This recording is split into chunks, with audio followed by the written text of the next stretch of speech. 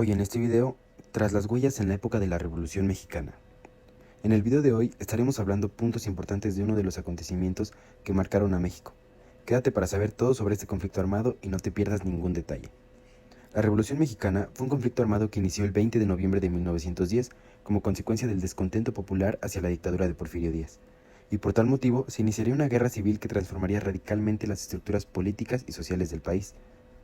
La Revolución Mexicana involucró varios personajes que fueron relevantes para el desarrollo de esta, como lo fueron Francisco I. Madero, político y empresario opositor del presidente Porfirio Díaz, que promulgó el Plan de San Luis, asume la presidencia de México. México, tras la renuncia del presidente Díaz en 1911 por Victoriano Huerta y asesinado en 1913 como resultado del golpeo en el estado dominado de escena trágica.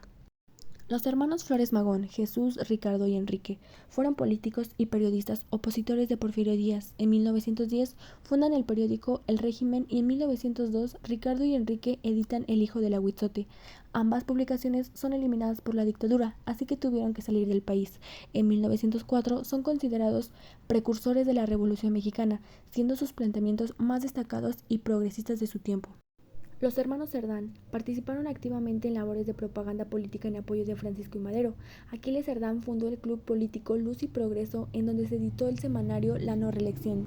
Difundiendo así las primeras ideas revolucionarias, son considerados los primeros mártires de la revolución, ya que dos de ellos mueren el 18 de noviembre de 1910, en su casa, un enfrentamiento con la policía de Puebla y el ejército federal. José María Pino Suárez, político, abogado, poeta y periodista, miembro del Partido Nacional Antireeleccionista, se une a Francisco I. Madero en su campaña política. Fue gobernador de Yucatán y vicepresidente de México en 1913. Es fusilado en Luxemburgo junto a Madero durante la Decena Trágica.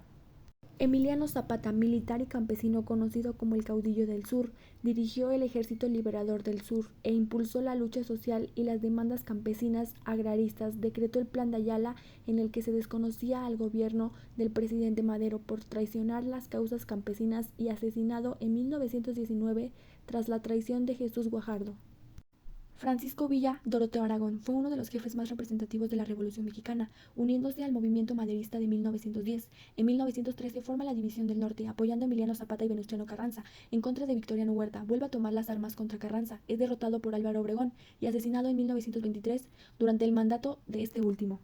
Venustiano Carranza, político, militar y empresario que decide apoyar a Madero, el cual lo designa como gobernador de Coahuila y posteriormente como secretario de Guerra y Marina en su gabinete provisional de la ciudad Juárez. Plutarco Elías Calles, político y militar mexicano que apoya a Carranza desde 1913, el cual nombra a gobernador de Sonora en 1915. Ahora te preguntarás, ¿cómo es que inició este conflicto? Todo el movimiento comenzó desde que en el año de 1906 surgió el Círculo de Obreros Libres en Orizaba, cuya actividad se extendió a las principales zonas fabriles del país, y posteriormente, en ese mismo año, se suscitó uno de los antecedentes de mayor impacto para la revolución. Esta fue la huelga de mineros en Cananea, Sonora. Esta huelga surgió debido al descontento de los mineros, ya que estaban hartos de la explotación que padecían, e iniciaron el movimiento antes mencionado, exigiendo una serie de demandas como lo fueron el aumento del salario mínimo y la reducción de la jornada de trabajo. Además, algunos otros pequeños acontecimientos que dieron pauta a la revolución fueron los partidos de oposición como el Partido Liberal Mexicano y la antirreelección, los movimientos de campesinos obreros, el periodismo de oposición como El Hijo de Ahuizote y Regeneración, los cuales eran periódicos que criticaban el gobierno de Porfirio Díaz, la entrevista de Díaz a Krellman, la campaña de Madero y su libro La Sucesión Presidencial de 1910, y los levantamientos en Puebla encabezados por los hermanos Flores Magón. Posteriormente hubo varios descontentos, ya que al lograr que Porfirio Díaz dejara el poder, los revolucionarios buscaban su beneficio, lo cual no fue de agrado de todos, y así se fueron formando los grupos revolucionarios, ya que los líderes revolucionarios crearon sus grupos y se unieron, siendo los más destacables los magonistas, maderistas, zapatistas, villistas y carrancistas. Otro grupo que es importante, que no se puede quedar atrás, son los antirrevolucionarios, que repudiaban el movimiento, es decir, que no estaban de acuerdo con las ideas de los antes mencionados. Los conflictos más importantes entre los grupos revolucionarios fueron entre los carrancistas y los villistas, ya que a pesar de que Porfirio Díaz había renunciado, sus demandas los obligaron a continuar con la lucha, que hizo que la revolución se extendiera aún más de lo debido. Al ser asesinado Madero, Victoriano Huerta tomó el poder, el cual fue una viva imagen del porfiriato. Posteriormente se convocó a un movimiento encabezado por Venustiano Carranza, Pancho Villa y Emiliano Zapata. Formaron un ejército llamado Ejército Constitucional para derrocar a Victoriano Huerta. La Constitución de 1917. Después de varias luchas, Carranza logró que la Constitución fuese aprobada el 5 de febrero de 1917, y esta cambió la estructura política, ya que la Constitución de 1917 reconoce las libertades de culto, expresión y asociación, la enseñanza laica y gratuita, la jornada de trabajo máxima de 8 horas. Esta Constitución está compuesta por 136 artículos y 19 artículos transitorios contenidos en 9 títulos.